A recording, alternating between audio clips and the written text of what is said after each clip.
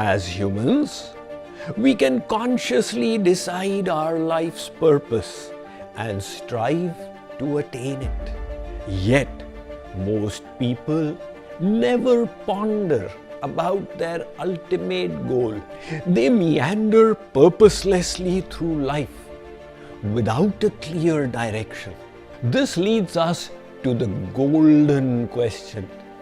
How do we discover the higher purpose of our life?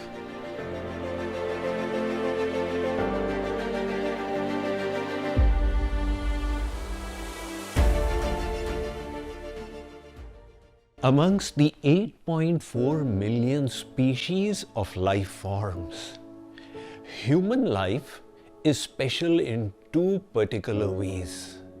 First is, it is blessed with the very special faculty of knowledge, which enables us humans to determine the meaning and purpose of life and the path to achieve it. The second is the ability to do works with our free will, which enables us to go beyond our physiological, biological conditioning, a faculty that animals do not possess. These two special blessings on human beings present a tremendous opportunity, but also an onerous duty. Let us first understand our duty as humans. Consider the analogy of a bank manager and a cashier in the same branch. The bank manager has his own personal office cabin and is also given perks by the bank like a 3-4 bedroom house and a car and so on. On the other hand, the cashier does not receive the same level of perks and stands outside at the counter. However, along with the bonuses of the job, the manager also has a higher duty to discharge. If the manager says, "Why should I do extra? Let me perform at the level of the cashier," the bank will then say, "You are not entitled to these perquisites. Let us take them back and you too go and stand outside at the counter." Likewise, in this human form, if we merely dedicate all our passions to eating and make a big deal about being a foodie, God says, "Look, this was not the purpose. In that case, in your next life, you can become a hog, where you will be focused on feeding your body from morning till night." Swami Ram Tirth was the second Swamiji from India to go to the United States to distribute divine knowledge. When he was on a ship while traveling, he found an Indian student also on his way to the US. The student was extremely proud, having come from a wealthy family. In those days, very few Indians would go to the States for education. But this particular student was completely unaware of the rich treasures in the Indian heritage. So Swami Ram Tirth thought of opening his eyes and said, "My dear fellow, why are you going to the US?" He responded, "To learn engineering. I'll come back as a B.Tech engineer." Swamiji said, "In that case, what will you do on your return to India?" He said, "I will join the ICS. Like the IAS after independence. In the pre-independence days was the Indian Civil Service, which would have about 4 or 5 officers joining every year. It was a tremendous privileged job." Swamiji said, that is impressive, but after becoming an ICS, what will you do? He said, I will get proposals from tremendously beautiful girls and I'll marry the selected one from them. Swamiji said, all right, and what do you plan to do after marriage? He said, I shall engage in economic development, get a big house, live luxuriously, eat the wonderful kinds of dainties my tongue desires, sleep on the softest and most comfortable beds. Swamiji said, what then? This question made the student suspicious. Why is he asking again and again, what then? He said, well, I will have children. Swamiji said, what then? They will grow up and they will then become B.Techs. Really? And after that? One day I will retire. I'll make a house in the village and live peacefully there. Swamiji said, what then? He said, then I will die. What else? Swami Ram Tirth said, this is the planning of your life? You will become an engineer, earn money, and then eat, sleep, mate, and defend luxuriously, and then finally leave it all and go away. But the activities you have described are even pursued by the animals. You will eat from a silver plate. A cow grazes grass from the earth, but the pleasure of eating is enjoyed equally by the bovines. In fact, more than humans. They don't need to care about cholesterol and diabetes. You will sleep on a soft bed. The dogs sleep on Mother Earth, but the pleasure of sleeping is enjoyed by them as well. You will protect yourself with your house, your bank balance and insurance policies. The animals protect themselves with their fangs and their claws, but the activity of defending is the same. You plan to have children. Animals do too. In fact, they are way ahead. They have 4 and 6 children at the same time in a single litter. If your goal is merely a deluxe form of eating, sleeping, mating, defending, then what is the need for becoming a B.Tech engineer? The Jnana-Rahit animals devoid of the knowledge faculty are able to do the same. That is why Bhartri Hariji's famous verse, Ahar nidra bhayamaithunancha samanyametat pashubhir naranam jnanam hitesham adhiko vishesho jnanena hina pashubhis samana.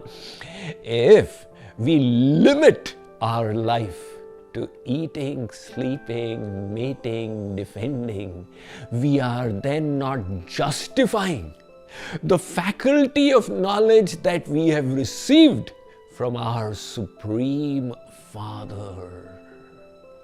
Once, a saint had taken his devotee community to Vrindavan. As they did the 84 Cross Parikrama, they were stopping in the Leela Sthalis and he was relating the divine pastimes of the Lord to them. When all of a sudden, a monkey of Vrindavan arrived, quickly grabbed the saint's shoe that was lying there and ran with it and sat on the tree. Some of the disciples got agitated, picked up sticks and ran to hit the monkey and get the shoe back, while the monkey howled in self-defense. The saint said, no, this is not the way to deal with these animal residents of Vrindavan. He asked for a banana and offered the banana to the monkey. The monkey eyed it temptingly. The negotiation went on silently, and the monkey came closer. It then snatched the banana from the saint's hand without releasing the shoe from its other hand and went back. The saint said it knows the art of negotiation and wants the best deal. He offered another banana and subsequently another. And when the monkey had had its fill, it finally released the shoe. The saint said, "Look, hita anahita pashu pachiyu jana manusha tanu guna jnana nidhana." Even animals know how to fulfill their bodily needs. It does have the intellectual ability for the purpose, but it is only human beings who can ask the bigger questions in life. Who am I? Where did I come from? Why am I here? That is why the Kenopanishad states, "Iha cheda vedi datha satyamasti na chediha vedin mahati vinashtihi." O human beings, in this human form, strive with all your heart to achieve the higher purpose, or else you will meet with disaster. And what is that disaster? In our next life, we will not receive the human body.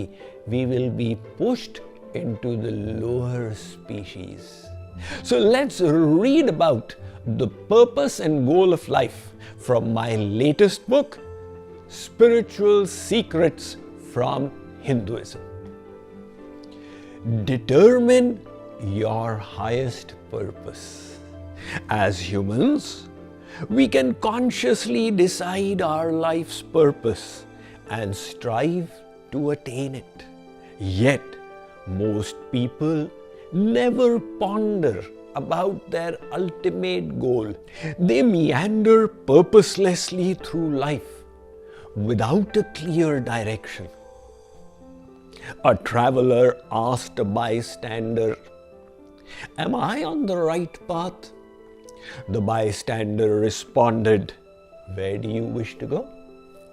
The traveler replied, "I do not know." "If you have no goal in mind," the bystander said, "then it does not matter which path you take. Why are you asking me?"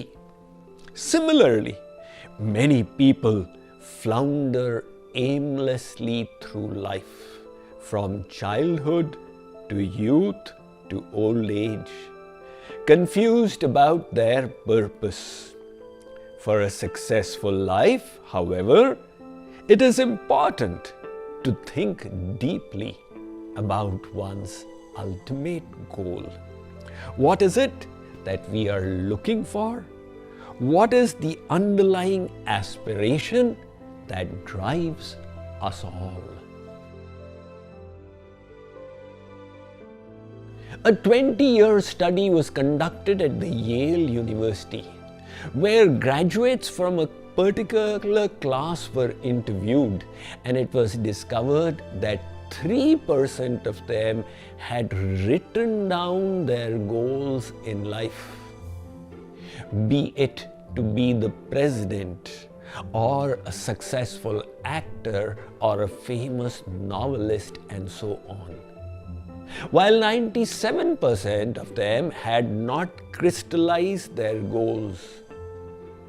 20 years later, it was found that the combined income of that 97% without written down clear goals could not match the combined income of the 3% who had their goals ahead of them when they started off after college. That is the power of goal making. These goals, however, should be purposeful. Otherwise, it will be the case of the processionary caterpillars. The Frenchman Faber conducted this experiment. The processionary caterpillars, they have a tendency to connect with the one ahead and then continue walking behind. Faber put them around in a circle where the head of the second was at the tail of the first. And he put food in the center which the caterpillars could smell. They now continued to walk for one full week and finally died in exhaustion. They were doing a lot of work, but it did not serve any higher purpose. So the idea is not just to have goals, but a higher purpose in your life. And what does that mean? A purpose beyond your selfish interest.